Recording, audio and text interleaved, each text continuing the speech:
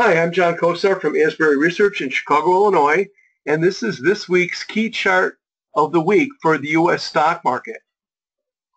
Chart of the week is taken directly from our Keys to This Week report, in this case the one from October 31st, 2016, focusing on the U.S. stock market. This report is available on the Interactive Brokers platform. If you can't find it on the platform, feel free to contact us from our own website at asburyresearch.com, and we will help you get started and help you find the report. Let's scroll down through the Keys to This Week report, through the conclusion, the matrix, and all 10 of our Keys to This Week, and get to the one chart that I wanted to discuss with you in a little more detail this morning.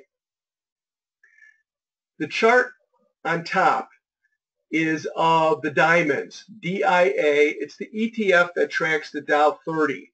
The chart is daily going back to May.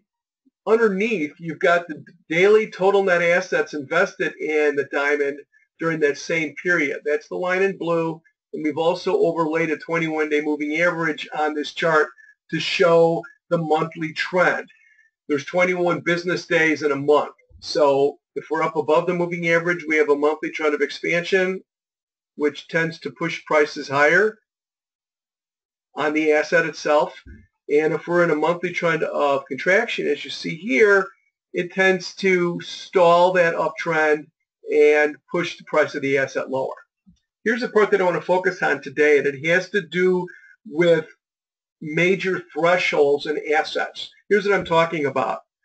In the diamonds over the past year, the low extreme in assets has been $11.5 billion, which you can see by the green horizontal dashed line going across the lower panel here that I'm pointing to. Since May, it's kissed that level 4 times, on May 23rd, June 27th, September 14th, and most recently on October 17th. That's what the green verticals are going up to the diamond's price chart. You can see each one of these tests of 11.5 billion was an important low in the diamond, especially the one that was the Brexit low on June 27th that I'm pointing to here. The most recent again was October 17th, and now through Friday these assets are starting to slowly move back up through the 21-day moving average. If we've held 11.5 billion again, which has basically stopped the decline here over the past couple of weeks, and we start to expand from here through the 21-day moving average, that will give us a monthly trend of expansion that I think can give us a couple of weeks moves higher here in the diamonds, if not longer. However, if we fail here and we break through that 11.5 billion threshold, it could mean a significantly deeper decline in the diamonds and in the rest of the stock market, as all the major U.S. averages tend to move up and down at the same time.